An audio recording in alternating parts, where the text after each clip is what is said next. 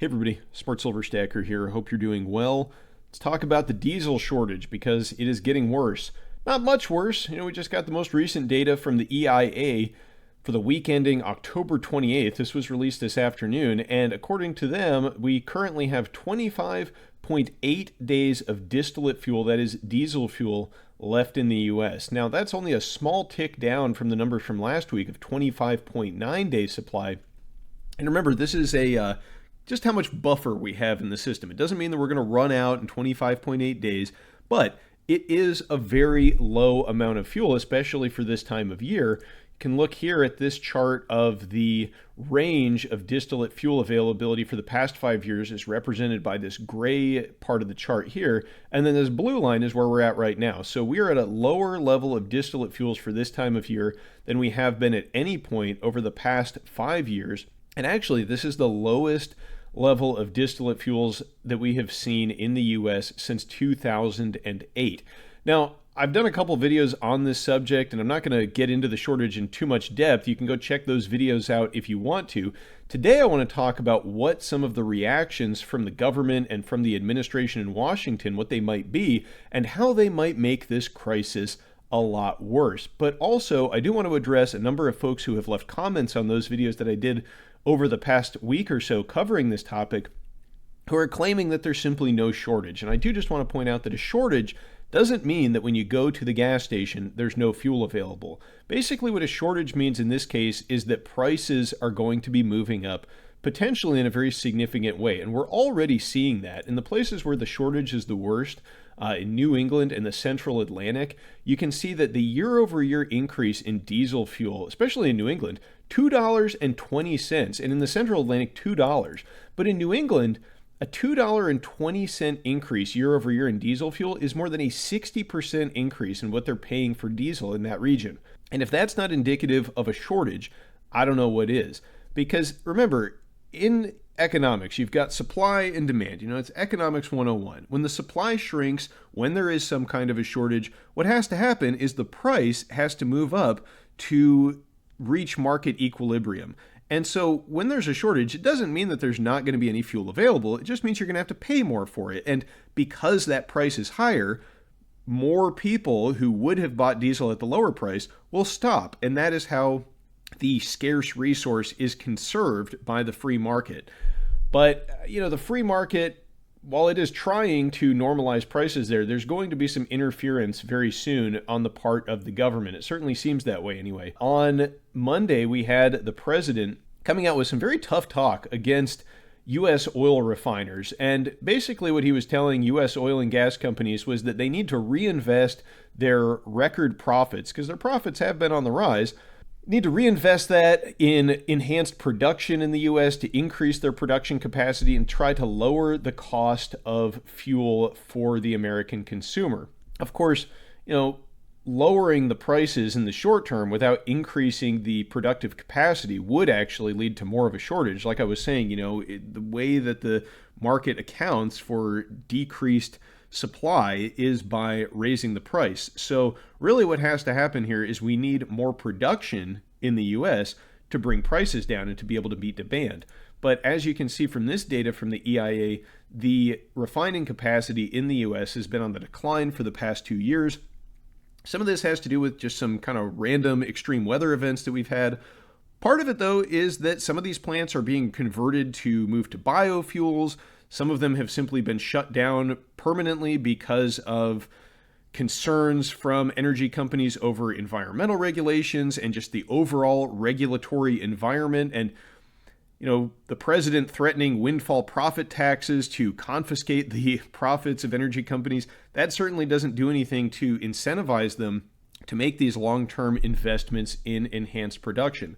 But there's something much worse than a windfall profit tax that we may see from the government in very short order, and I want to get into why that is likely to exacerbate this crisis and make it a lot worse. But before we do that, I do just want to say a big thank you to today's video sponsor, silverbotanicals.com, household and personal hygiene products that utilize the power of nano silver.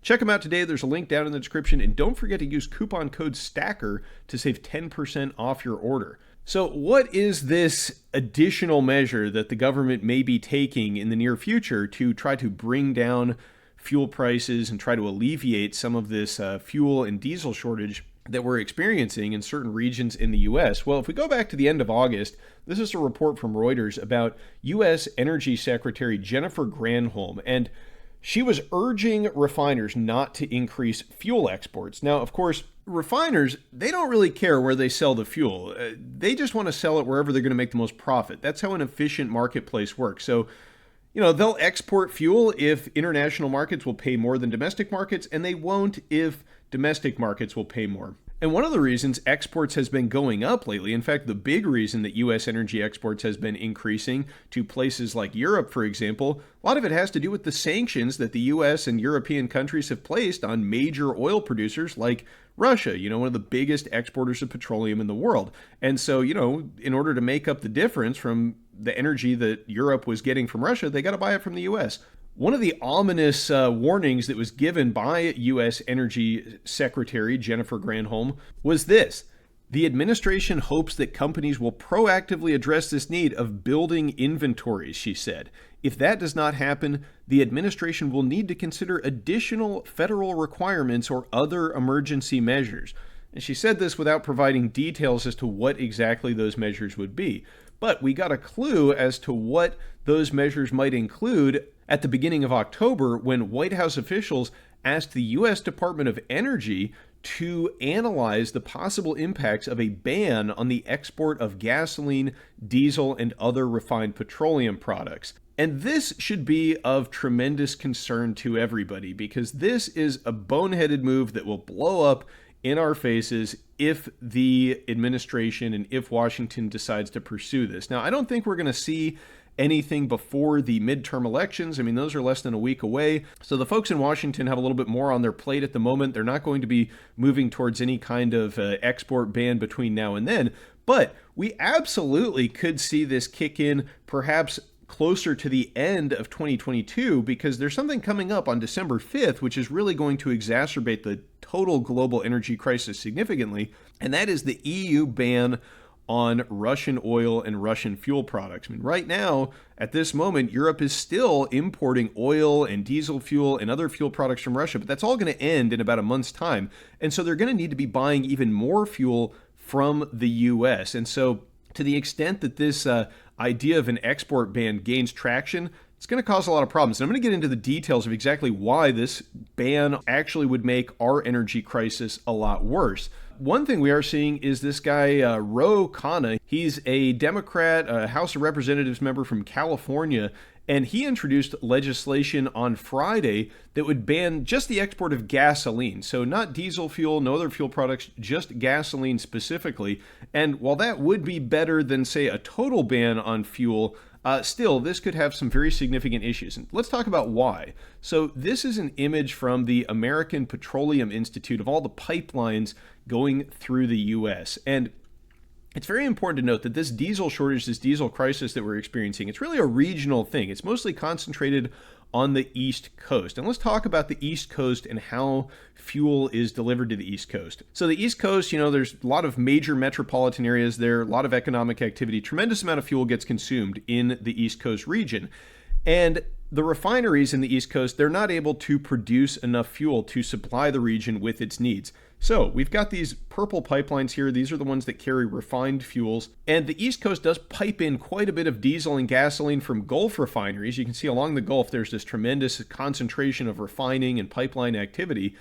And then also they bring some in from the Midwest, but that still is not enough to meet regional demand. So the additional fuel that the East Coast needs to meet its needs, they import it. And some of it they import via ship from other U.S. ports, but some of it they buy on the international market.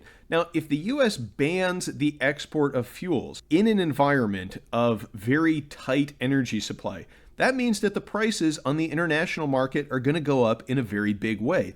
And so all of that energy, all of those fuel products that the East Coast is currently importing from abroad are going to get a lot more expensive. And so if that goes into effect, we're going to see even higher prices in the East Coast for fuel, because there simply isn't the pipeline capacity to bring in enough domestic supply. Because while in some areas, if they ban the export of fuel, you will see prices dropping, in other places like the East Coast where they can't get access to that because there's not the infrastructure to distribute those domestic stocks of fuel, they're still going to have to import fuel, and it's just going to cost a lot more. So, this idea of a ban on fuel exports is incredibly misguided.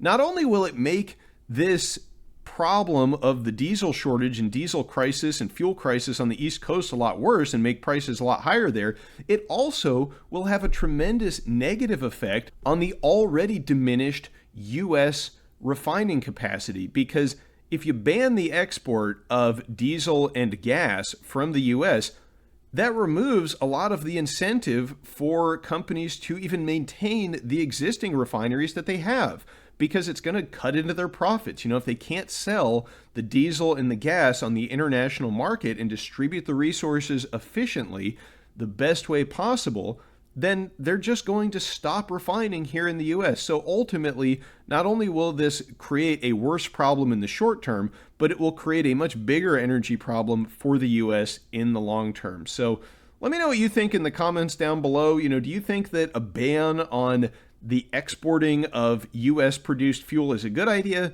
Do you think it's misguided? I tend to believe it would lead to dire consequences for the U.S. in the long run, and even in the short term, it wouldn't do much good. It wouldn't solve the problem that it was aimed at solving.